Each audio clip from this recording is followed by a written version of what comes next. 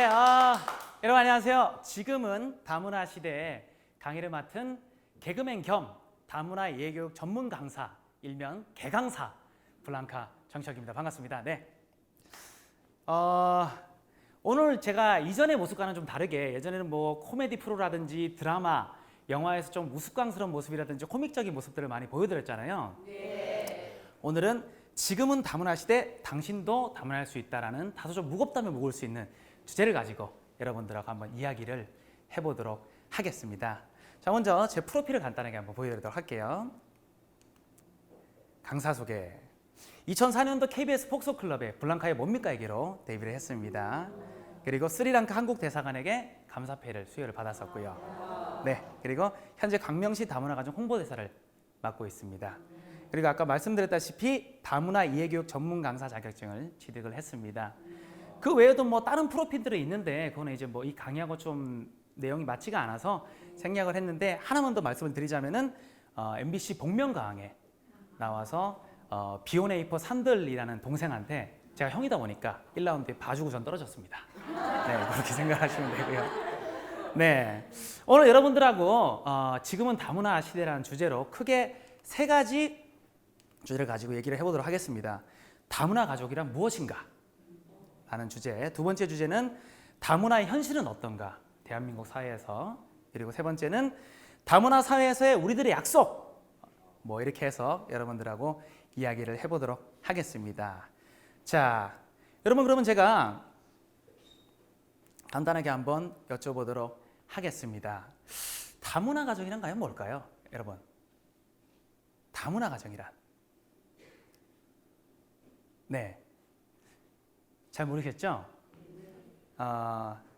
그러면은 사장님 나빠요, 봉숙이 나빠요, 뭡니까 이게?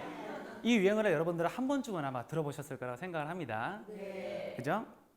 바로 스리랑카에서 온 외국인 노동자 블랑카가 한국 여성 봉숙이를 만나서 결혼을 해서 다문화 가정을 이루며 살면서 한국에서 겪게 되는 그런 다문화 가정으로서의 어떤 받게 되는 차별, 그리고 다문화 가정으로서 겪는 그런 편견들, 그리고 이해할 수 없는 한국 문화를 찝어서 이야기했던 그런 시사풍자 코미디였습니다. 네. 안녕하세요, 블랑카입니다. 저 한국 온 지 몇 년 됐어요. 한국에서 와이프 봉숙이 만나서 결혼도 했어요. 저 한국 회사에서 일하는데 사장님 맨날 일해라 임마, 일해라 임마 하면서 돈 조금밖에 안 줬어요. 저 너무 짜증났어요. 그래서 퇴근하려 하는데 회사에 표 걸려 있었어요. 사원을 가족같이 적혀 있었어요. 저 너무 짜증나서 가족의 가짜를 뗐어요. 뭡니까 이게? 사장님 나빠요. 네, 이런 개그였습니다. 당시 코미디를 보고 나서 많은 분들이 이 코미디를 보고 조금은 다문화 가정에 대한 그런 이해 폭이 좀 생겼다라고 말씀을 해주신 분도 계셨고요. 또 어떤 분들은 이 코미디 덕분에 한국에서 외국인 근로자의 어떤 처우가 좀 개선이 됐다라고 말씀을 해주신 분도 계셨고요. 또 어떤 분은 대한민국 최고의 코미디였어요. 시사풍자 코미디 1인자였어요. 라고 제 와이프 한 명이 또 얘기를 해줬습니다. 네. 그러면 여러분들 요즘 밖에 이렇게 외출을 하시다 보면은 외국인들을 많이 만날 수 있지 않습니까? 그죠?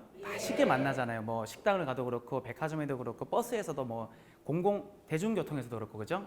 그래서 제가 아까 여쭤본 것처럼 그러면은 그 중에서는 뭐 외국인도 있고 뭐 여행객도 있고 다문화 가정도 많이 있을 겁니다. 그러면 아까 제가 질문을 다시 한번 해보자면 다문화 가정이 과연 뭘까요, 여러분? 정의를. 자, 우리 남성분 한번 말씀을 해보시겠어요? 다문화 가정이란 과연 어떻게 생각하십니까? 편하게 말씀하시면 됩니다. 삶의 방식이 다른 것 같아요. 삶의 방식이 다른 분을 다문화 가정이라고 한다. 오, 또 네네네. 동남아 사람들과 네. 결혼한 동남아 사람하고 결혼한 가정을 다문화 가정이라고 한다. 오, 그래요. 또 다른 분들 계십니까? 자, 우리 저기는 어떻게 생각하십니까? 외국 사람하고 결혼해서 가정을 꾸려서 외국 사람하고 결혼해서 가정을 꾸린 가정을 다문화 가정이라고 한다. 알겠습니다. 제가 다문화 가족의 정의를 한번 정확하게 말씀을 드리겠습니다. 그러면은 다문화 가족이란 서로 다른 국적, 인종이나 문화를 지닌 사람들로 구성된 가족. 즉 쉽게 말하면은 한국 사람하고 일본 분하고 결혼을 해도 다문화 가정입니다. 그리고 중국 사람하고 결혼을 해도 다문화 가정이고 미국, 뭐 러시아, 아프리카, 프랑스 어디를 결혼해도 서로 다른 국적이나 인종, 문화이기 때문에 다문화 가정인 거죠. 그러니까 쉽게 얘기하면은 국제 결혼 커플하고 같은 말입니다. 네. 자, 이렇게 다문화 가족의 이해를 좀 돕기 위해서 우리 주변에 혹은 뭐 TV 속에서 우리가 편하게 보는 연예인들 중에서는 다문화 가정이 누가 있는지 아니면 역사 속에서는 또 어떤 분들이 다문화 가족이 있는지 제가 한번 같이 보도록 하겠습니다. 네. 샘 해밍턴. 다문화 가족입니다. 그죠? 샘 해밍턴 호주 사람이고 그리고 한국 여성하고 결혼을 했죠. 네, 그래서 다문화 가정이고요. 다음 또 어떤 분이 있는지 로버트 할리. 할리인데 예. 내마 다문화 가정인데 예. 아시죠? 다문화 가정입니다. 할리 아저씨가 미국 사람이죠. 그래서 이제 결혼을 하게 된 다문화 가정이고요. 다음은 또 가수 김정민 씨. 다문화 가정입니다. 노래 아시나요? 너를 내게 주려고 이 노래 그죠? 다문화 가정입니다. 일본 여성하고 결혼해서 살고 있죠. 네, 다문화 가정이고요. 그 외에도 우리 역사 속에는 또 어떤 다문화 가정이 있는지 한번 보도록 하겠습니다. 한번 보시면은 이분도 다문화 가정이 있었어? 하시는 분이 지금 나오실 수도 있습니다. 누굽니까? 이승만 대통령, 우리 초대 대통령도 다문화 가정이셨어요. 영부인이셨던 분이 프란체스카 도널이라고 오스트리아 분이셨어요. 푸른 눈의 퍼스트 레이디 아시죠? 네, 우리가 초대 대통령이 이승만 대통령인 걸 아셨는데 다문화 가정일 거라고 사람들이 많이 생각을 못 하셨어요. 네, 또 우리가 또 친근하게 생각했던 분 중에서 다문화 가정이 있습니다. 볼게요. 누구시죠? 애국가를 작곡한 아닉테 선생님도 다문화 가정이세요. 스페인 출신의 로리타 탈라벨라 여사님하고 결혼을 했습니다. 알고 계셨어요 혹시?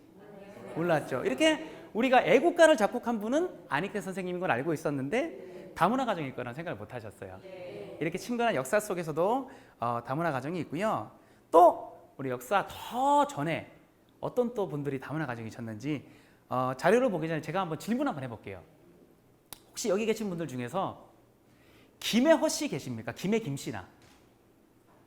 김혜 김씨예요? 여기는요. 김혜 김씨. 그러면은 화산 이씨 계십니까? 화산 이씨는 안 계시고. 박씨. 박씨 계시고. 우리 세 분한테 박수 한번 부탁드리겠습니다. 네네. 다문화 가정입니다. 네, 제가 뿌리를 찾아드린 거예요. 왜 그런지 제가 보여드릴게요. 다문화 가정일 수 있다라는 건데, 자, 1800년, 1900년 전에 김수로 왕 들어보셨죠? 네. 김수로 왕이 다문화 가정이셨어요. 알고 계셨어요?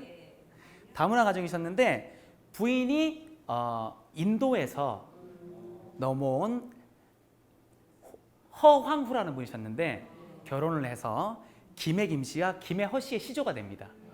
그래서 제가 여쭤본 게 김해 김씨 자손들이 있으면 다문화 가질 수 있다는 거예요. 자, 그리고 1682년도에 조선시대에 네덜란드에서 벨테브리라는 사람이 넘어왔어요.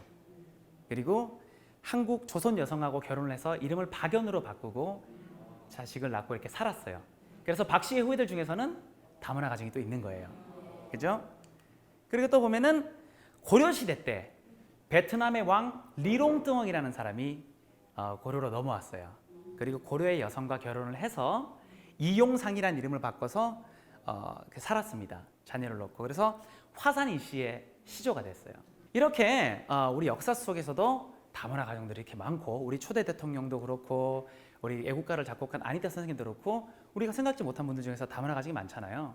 그리고 외출해서 보면은 또 우리 주위에서 다문화 가정이 많고 이렇게 대한민국 사회가 다문화 가정이 많이 늘어나는 것의 추세인데 그분들이 지금 대한민국 사회에서 살아가는 현실은 어떤지 다문화의 현실을 같이 한번 이야기를 해보도록 하겠습니다. 내가 받은 다문화 차별. 여러분 제가 지금 이렇게 메이크업을 좀 하고 비비크림을 좀 발랐어요. 그래서 좀 하얗게 보일 수가 있는데 제가 메이크업이 없으면 저도 까만잡잡하니 외국인처럼 생겼어요. 그래가지고 저는 한국 사람임에도 불구하고 토종임에도 불구하고 돌아다니면서 다문화 가족으로 오해를 받고 차별을 좀 받아왔어요. 제가 코미디를 할 때도 심지어 KBS 그 코미디 게시판에 사람들이 글을 막 적었었어요. KBS 지금 공영방송 뭐 하는 겁니까? 그 외국인 무대 올려놓고 장난칩니까? 그래서 우리 PD가 그 사람 한국 사람입니다. 그래서 정리하고 또 한 번은 포털 사이트 지식인 검색이 있는 포털 사이트 아시죠? 거기에 폭소클럽의 블랑카 씨 어느 나라 사람인가요? 라고 질문이 올라온 거예요. 그러니까 이제 거기에 첫 번째 리플 단 사람이 바보예요? 방송에 나와서 처음에 안녕하세요 스리랑카에서 온 블랑카입니다 하잖아요. 그러니까 그 밑에 리플들이 전부 다 아 그렇군요. 아 그렇군요. 졸지에 저는 스리랑카 사람이 된 거예요. 네, 이렇게 제가 오해를 받기도 하고 제가 실제로 외모가 그렇다 보니까 많은 차별을 받아봤는데요. 어떤 차별이 있었는지 한번 보도록 하겠습니다. 제가 개그맨이 되기 전에 서울에 이태원 있죠? 거기에 옷을 사러 많이 갔었어요. 근데 거기에 가면은 옷가게 점원 중에서 한 30% 정도는 당연하다는 듯이 무시하는 말들을 저한테 반말로 응대했어요. 들어가서 이렇게 옷 보고 있으면은 뭐 줄까? 이러는 거예요. 그래서 제가 일단 좀 볼게요. 보고 나서 말씀드릴게요. 그러면 이제 말하는 거 딱 보면 아니잖아요. 그러니까 한국 분이셨어요? 죄송합니다. 저는 저 동남아 외국인인 줄 알고. 네, 이런 적도 있었고. 또 한 번은 제가 몇 개월 전에 행사를 하러 갔어요. 개그맨을 행사를 하러 갔는데 이제 관계자들이 블랑카 씨 오셨다라고 하니까 이제 막 사람들이 막 오고 막 인사도 하고 하는데 어떤 젊은 친구가 저보다는 나이가 좀 어려 보였어요. 근데 젊은 남자애가 오더니 블랑카 왔다며? 하더니 어디 있냐? 진짜 블랑카네? 하더니 저한테 블랑카 안녕 반가워 이러는 거예요. 황당하잖아요. 저는 알지도 못하는 처음 보는 사람인데. 그래서 제가 네? 이러니까 옆에 이제 관계자분들이 뭐 하는 거냐고. 한국 사람이라고. 그러니까 죄송합니다. 저는 방송에 나와가지고 스리랑카에서 블랑카입니다 하셔가지고 스리랑카 외국인인 줄 알았어요. 그렇게 얘기를 하는 거예요. 또 제가 사진을 하나 보여드리자면 지하철에서 어떤 할아버지를 만났습니다. 제가 너무 그날 기억이 너무 황당해가지고 사진을 이렇게 찍었어요. 거기 보니까 제가 지하철을 기다리고 있는데 어떤 할아버지가 종이를 이렇게 들고 오더니 이러더라고요 저한테. 그래서 제가 이거 종이를 봤어요. 그랬더니 막 이렇게 뭐 합정역 적혀 있고 신도림역, 수원역, 뭐 봉화성역 막 적혀 있더라고요. 이게 무슨 말인지 모르겠는 거예요. 그래서 이렇게 보고 있었어요.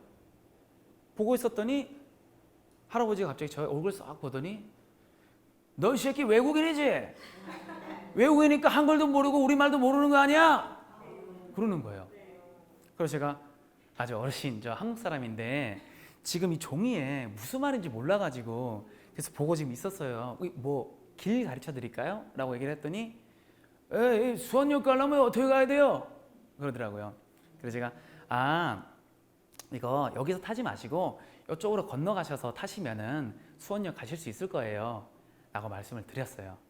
근데 이 세 번의 경우에 제가 사실은 이 세 분들한테 말씀을 드리고 싶었던 게 뭐냐면 그리고 저는 괜찮아요. 기분이 그냥 나쁘지는 않는데 다음에 혹시나 진짜 외국 사람들을 만나면은 그분들이 무시하는 말투는 솔직히 어떤 느낌인지 알아들어요. 그러니까 존중을 좀 해주세요 라고 말씀을 드리고 싶었는데 이분들 개인의 문제는 아닌 것 같더라고요.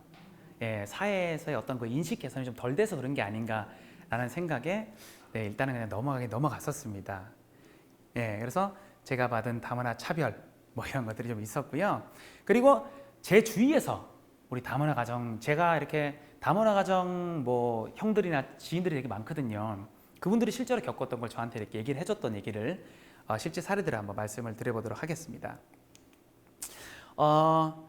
제 친한 형 중에서요 미국 다문화 형이 있어요. 그러니까 그 형이 지금은 이제 15년 돼서 한국에서 한국 여성을 만나서 지금 다문화 가정 이루고 잘 살고 있어요.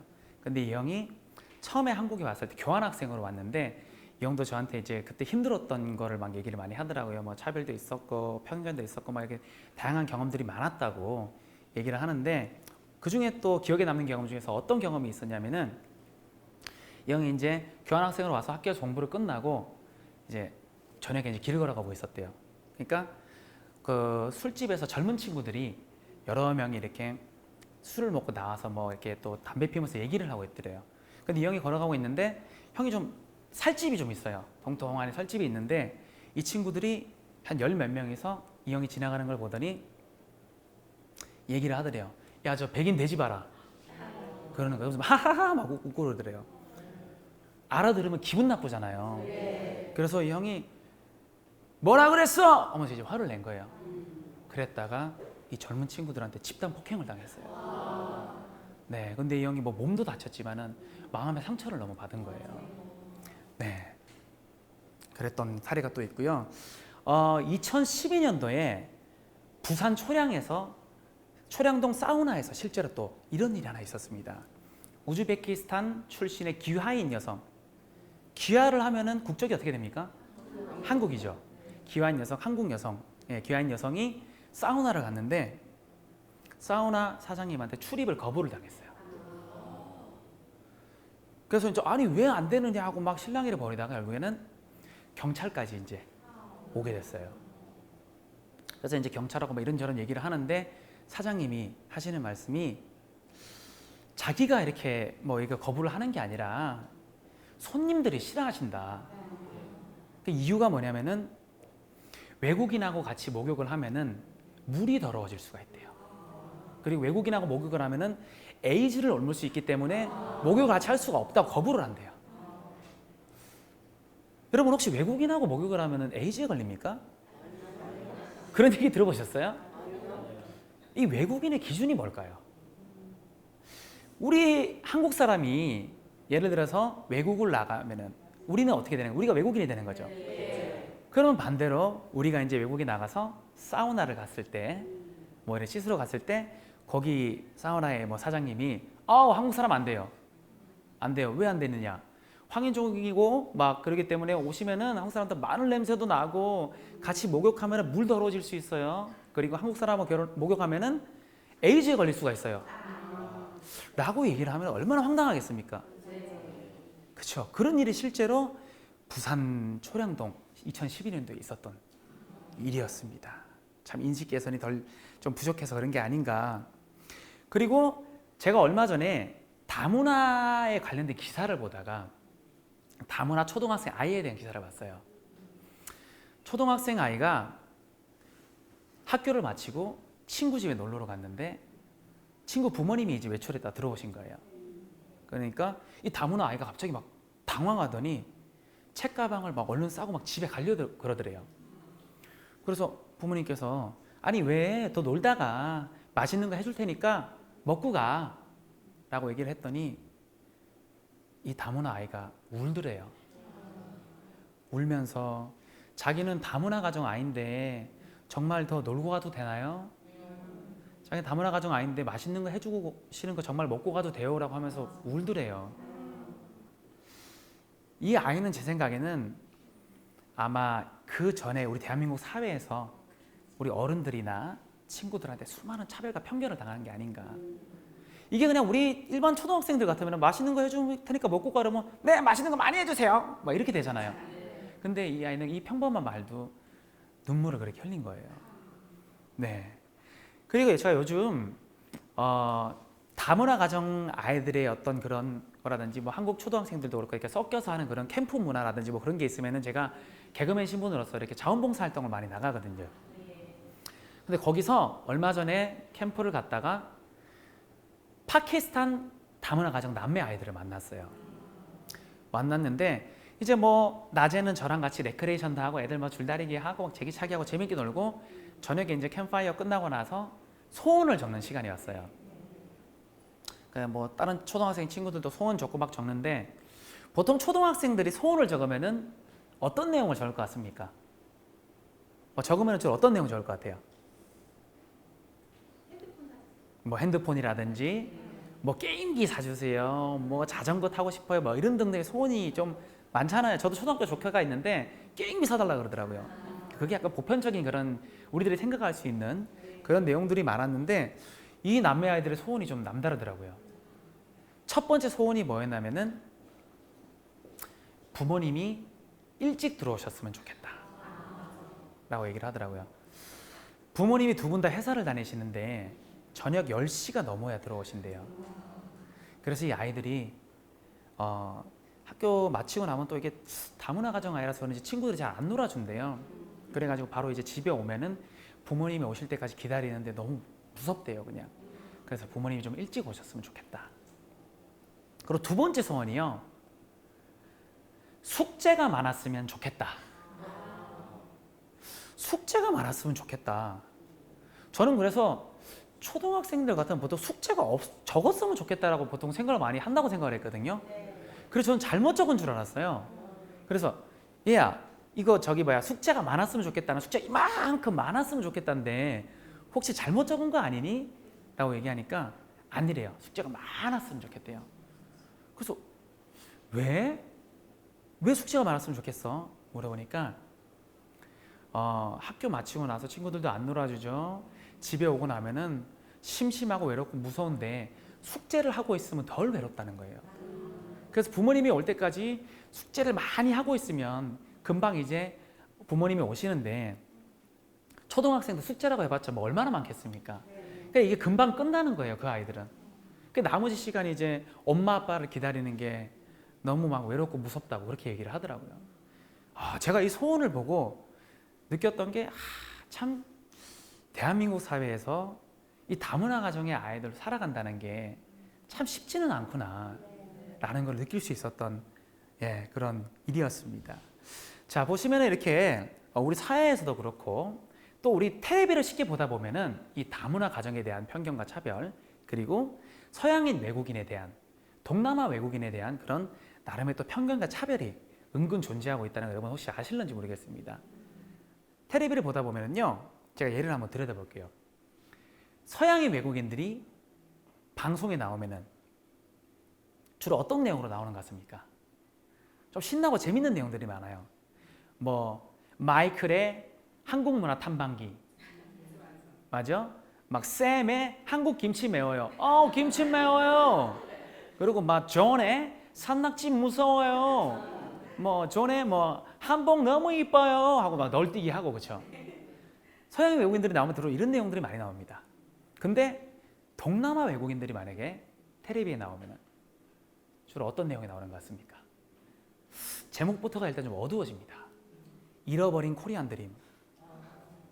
그죠? 왜 베트남 처녀 땡땡 씨는 남편에게 매맞다 도망가야만 했는가? 왜 필리핀 청년 외국인 근로자는 임금을 받지 못한 채 고국으로 돌아가야만 했는가? 어둡습니다. 뭔가 동남아 외국인들도 방송에 나와서 막 김치 먹고 김치 매워요 하고 막 한복 입고 널뛰기 하고 널뛰기 재밌어요. 한국 문화 재밌어요 할 수 있는데 뭔가 약간 텔레비전 속에서도 이런 나름의 편견과 차별이 좀 존재하지 않았는가 라는 생각이 들었습니다. 서양 문화가요 우월한 것도 아니고 동남아 문화가 또 우월한 것도 아니고 문화는 다 존중받고 다 평등한 거거든요. 그렇지 않습니까? 그래서 다양한 문화와 다양한 인종, 다양한 생각 누가 맞고 틀리고가 없다는 거예요. 이제 뭐 제가 문화를 깊숙이 설명드릴 수는 없지만은 간단하게 각 문화마다 얼마나 생각이 다르고 참 다양한 건지 맞고 틀리고 없다는 건지 숫자만 넣고 봐도 다르다는 걸 제가 숫자로 한번 설명을 좀 드려보도록 하겠습니다. 네, 나라마다 좋아하고 싫어하는 숫자, 문화마다 우리 대한민국은요 만약에 좋아하는 숫자가 있고 싫어하는 숫자가 좀 보편적으로 뭐 어떤 숫자를 좋아합니까? 대한민국은 7을 좋아하죠. 3 좋아하고 싫어한다면 어떤 숫자를 싫어하죠?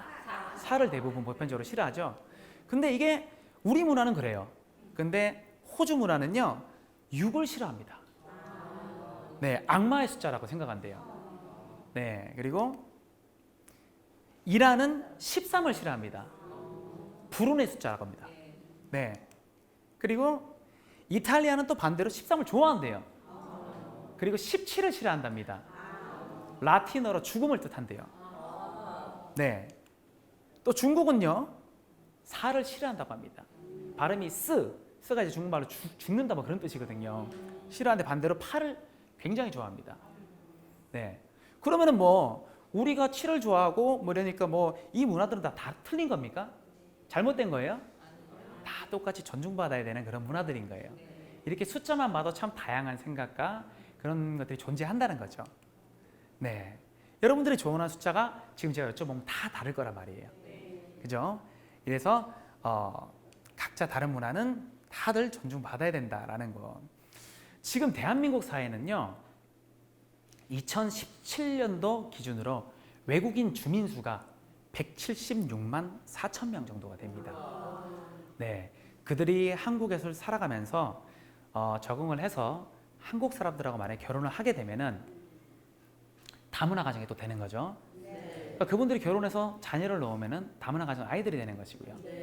그들이 또 성장을 해서 또 결혼을 하면은 또 다문화 가정이 됩니다. 이렇게 대한민국은 기하급수적으로 다문화의 수가 늘어나는데요. 아직 대한민국 사회가 이 다문화 가족이라든지 외국인을 받아들이는 게 좀 다른 나라들보다는 아직 인식이 좀 부족한 게 사실입니다. 그게 왜 그러냐면요. 이 대한민국의 역사를 보면 좀 알 수가 있는데요.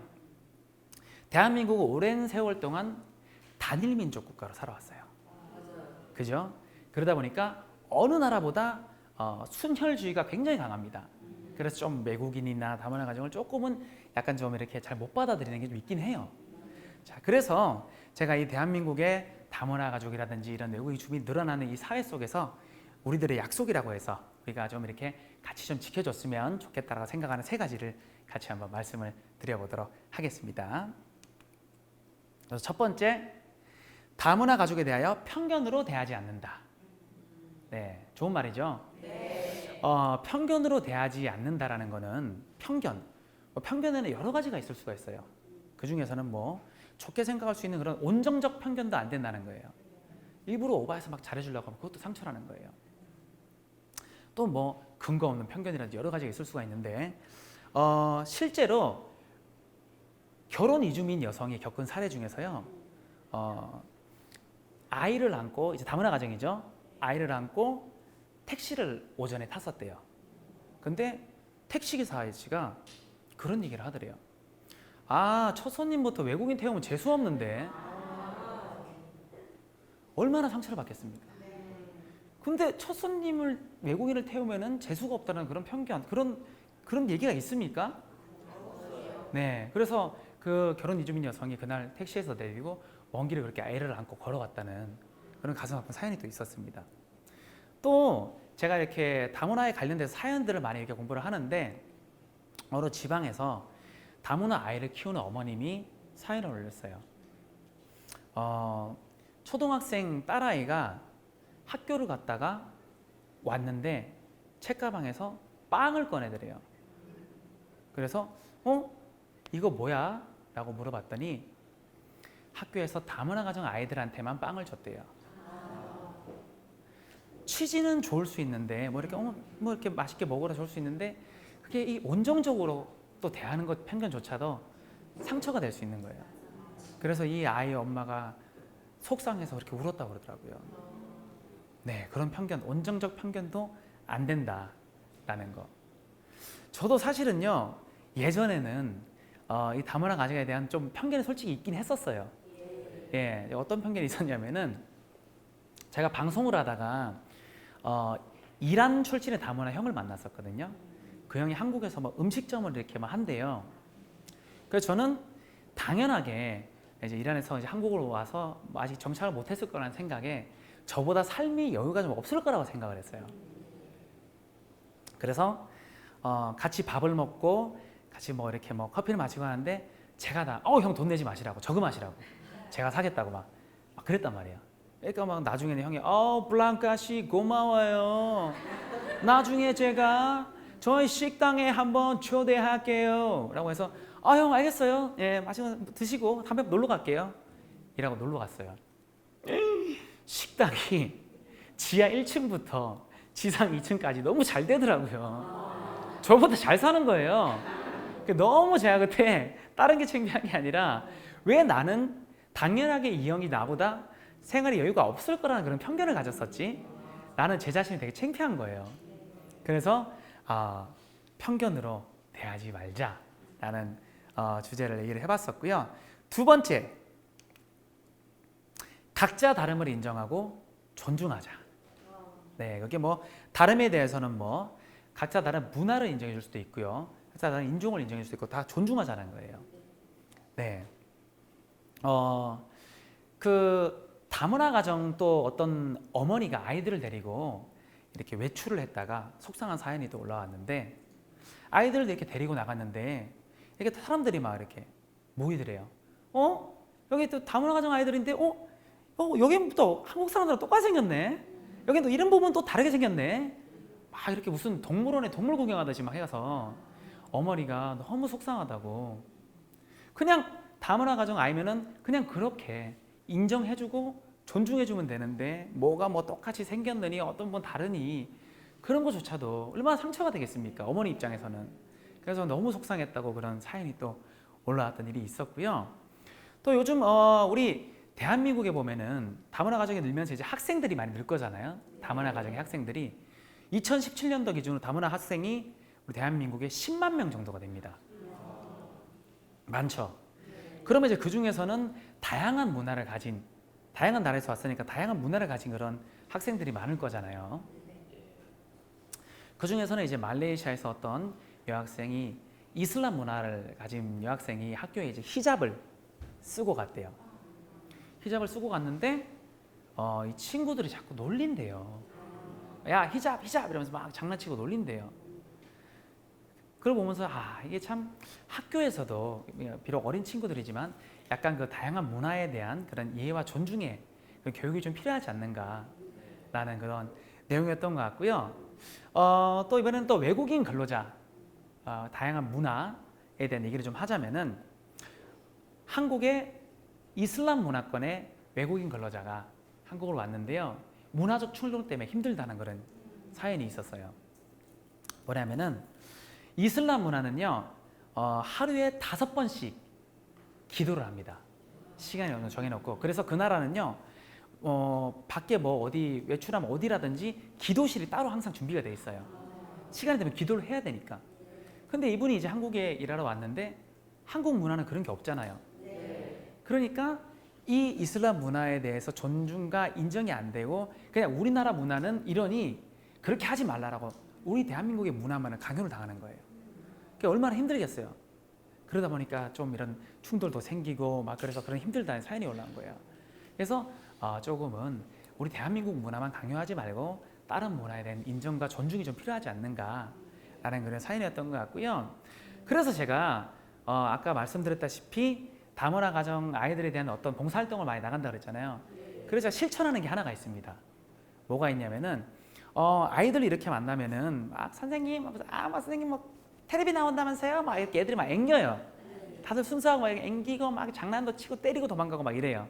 그럼 귀여워가지고 그래 하면서 막 이렇게 막 머리도 쓰다듬고 하는데 제가 하나 안 하는 게 태국, 라오스, 스리랑카 아이들을 만나면요 머리를 안 쓰다듬습니다. 그 나라는요 신체 중에서 머리가 가장 신성한 부분이라고 해서 아이들이라고 할지언정 머리를 절대 쓰다듬으면 안 돼요. 그래서 제가 그런 문화에 대해서 우리 한국 왔으니까 한국 문화는 안 그래라고 하는 게 아니라 그 나라 문화를 인정하고 존중해 주는 걸 실천하고 있는 그런 사례죠. 네. 그리고 세 번째 우리들의 약속, 구분 짓지 말자. 다문화 가정이라고 구분 짓지도 말고 한국 가정이라고 또 따로 뭐 구분 짓지도 말자는 거예요. 무슨 말이냐면은 대부분의 뭐 학부형들이 안 그러실 텐데 어느 지역의 학부형들 사연 중에서 제가 참 보면서 속상했던 게 뭐냐면 다문화 가정 아이들이 학생들이 많은 학교를 보내지 않으려고 한대요. 네.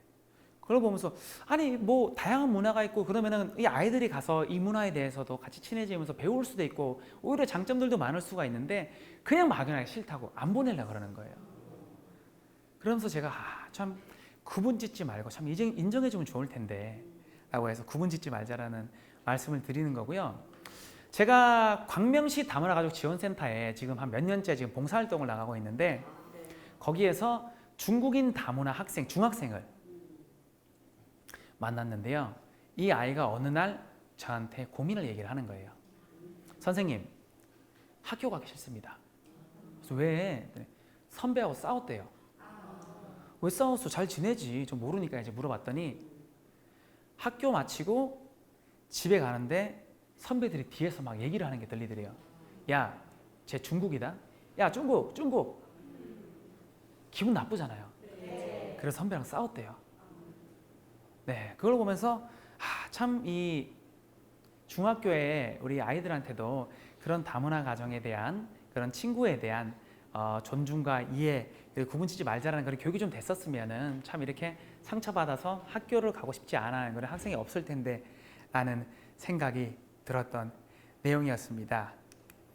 네, 제가 이렇게 다문화 가정에 대한 얘기를 하고 뭐 차별과 구분짓지 말자 그리고 외국인 근로자에 대한 코미디도 했었잖아요. 이걸 제가 이렇게 관심을 가지고 이렇게 하는 데는 이유가 있어요. 바로 제가 만난 사람들이 결정적 계기가 돼서 하게 되는데 그분들의 얘기를 좀 하도록 하겠습니다. 우즈베키스탄인 무자파르. 제가 2000년도에요. 병역 특례라는 제도. 그러니까 여러분들 잘 아실런지 모르겠지만은 남자들은 군대를 가잖아요. 군대 대신 3년 동안 회사에 일하면 군대가 면제되는 그런 제도가 있어요. 거기 회사에서 일하면서 외국인 근로자 형들을 많이 만났어요. 그 중에서 제일 처음 만난 형이 우즈베키스탄 출신의 무자파르 형이라는 형이 있었어요.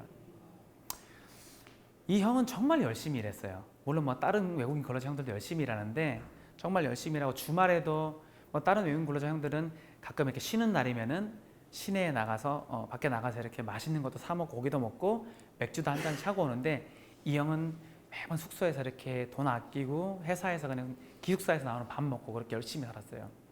현장에서 말투가 어눌하니까 또 외국 사람이라고 해서 좀 이렇게 현장 사람들한테 무시도 당하고 약간 뭐 야! 막 이렇게 막 욕도 좀 듣고 막 이렇게 했는데 그래서 제가 형 좀 이렇게 맛있는 것도 드시고 하세요. 왜 이렇게 고생하면서 이래요 형? 했더니 그 형이 자기 이렇게 사진을 하나 보여주는데 아들하고 와이프가 있는 거예요. 내 아들 와이프 이렇게 얘기를 하더라고요. 이제 여기서 몇 년 동안 열심히 일하면 우즈베키스탄 가서 집도 살 수 있고 차도 살 수 있고 가게도 차릴 수 있다. 그래서 자기는 열심히 일해야 된다면서 이렇게 얘기를 하더라고요. 그래서 그렇구나 라고 하고 막 이렇게 지내다가 이제 이분들은 이 기간이 있거든요. 더 하고 싶어도 못 해요. 그래서 이제 기간이 끝나서 저랑 마지막으로 이제 밥 먹고 헤어지면서 이제 잘 가라고 인사하고 저랑 전화번호를 주고받으면서 계속 연락하자고 제가 나중에 언젠가 기회가 되면은 우즈베키스탄을 놀러 가겠다 형. 꼭 건강하고 계세요 라고 인사를 했는데 그러고 며칠 있다가 제가 이제 형한테 연락을 해봤어요. 근데 연락이 안 되는 거예요. 이상하다 하고 연락하려는데 연락이 안 돼요. 어떻게 잘 도착했느냐 형 뭐 어떻게 잘 적응하고 계세요라고 물어보려는데 연락이 안 돼요. 그래서 우리 회사에 아직 기간이 남아서 일하고 있었던 그런 다른 우즈베키스탄 형한테 내가 물어봤어요. 형 무자파르 형 연락이 안 돼요. 혹시 아세요? 라고 얘기를 했더니 이 형이 무자파르가 우즈베키스탄에 돌아가서 얼마 안 돼서 몸이 안 좋아져서 죽었대요. 슬프기도 되게 슬펐는데 그냥 저는 너무 미안했어요. 그냥 형한테 미안하더라고요. 그러니까 형이 나이가 그때 30이 다 됐는데 현장에서 막 25살, 3살 막 이런 동생들한테 막 무시당하면서 일하고 가끔 욕도 하고 야! 마! 하면서 막 이렇게 할 때 제가 한 번쯤 제가 그때 나이가 너무 어렸거든요. 21살밖에 안 됐었는데 한 번쯤이라도 그분들한테 이 형이 그런 무시하는 말들 다 알아들으니까 좀 존중 좀 해주세요라고 얘기를 했었다면은 어땠을까? 이 형을 조금만 내가 대변을 해줬으면 어땠을까? 이런 생각이 너무 미안한 거예요, 그냥.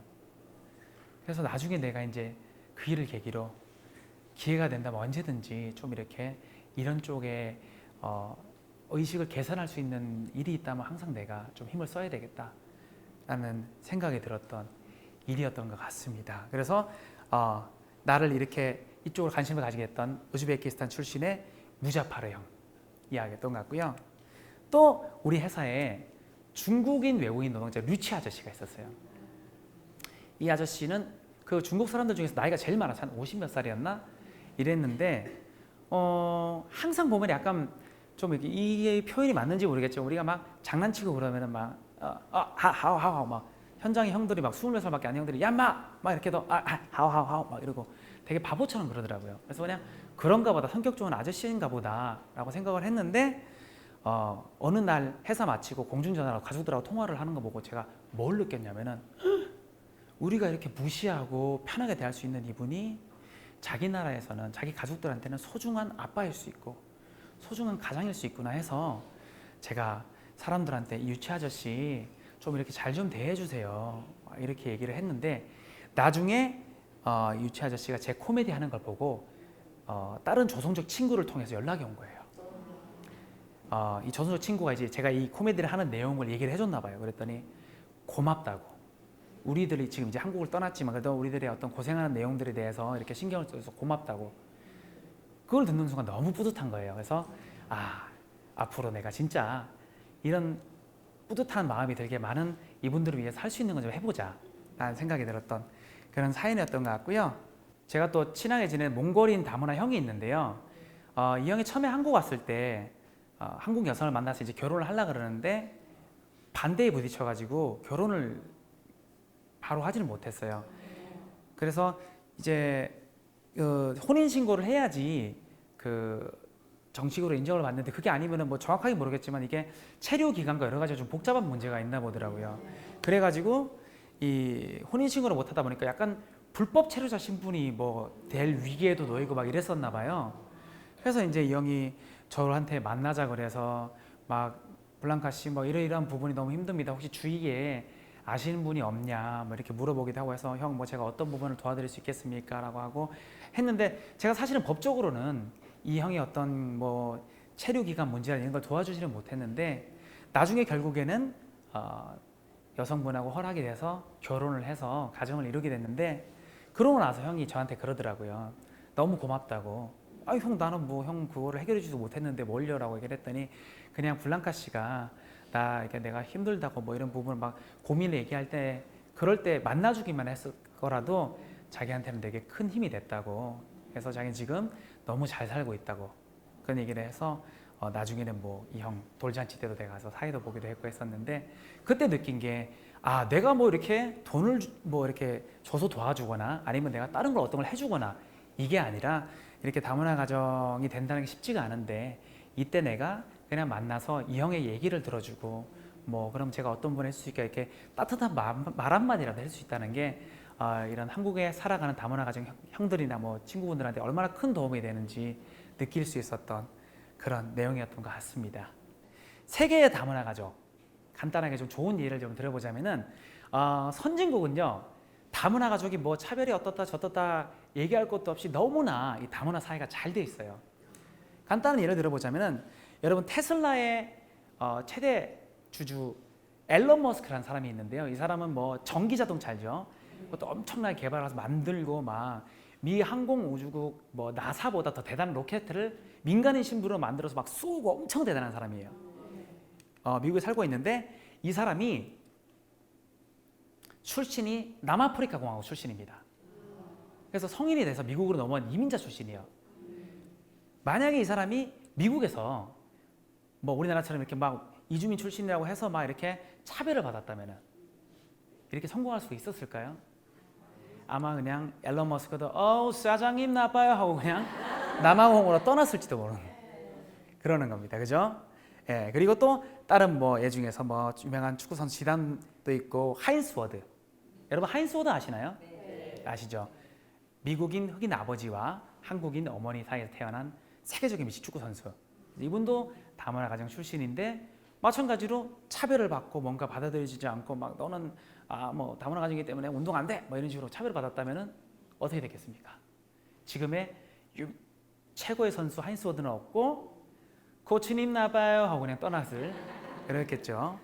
네, 세계인권선언문 제2조를 같이 한번 보도록 하겠습니다. 모든 사람은 피부색, 언어, 종교적 견해 또는 그 밖의 출신, 민족 또는 사회적 출신의 높낮음, 재산의 많고 적음, 혈통이나 가문, 그 밖의 지위 등의 어떠한 구분도 없이 이 선언에 나와 있는 모든 권리와 자유를 누릴 수 있다.